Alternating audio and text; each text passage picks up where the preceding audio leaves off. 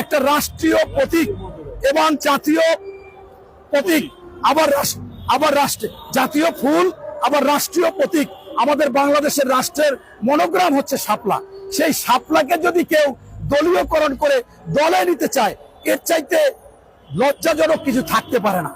এরপরে আমি এটার সাথে সাথে বলবো যে নির্বাচন কমিশন আপনারা দায়িত্বে, যদি ডক্টর মোহাম্মদ ইউনূস আপনাদেরকে কোনো ইঙ্গিত দেয়, আমার মনে হচ্ছে না দিবে না, এই মার্কাকে কোনোভাবে কাউকে দেয়া যাবে না, যাবে না, যাবে না।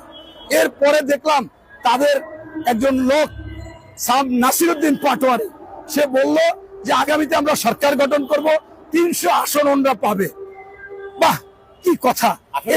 এই কথা কি কেউ বলতে পারে? আপনি বলতে পারেন?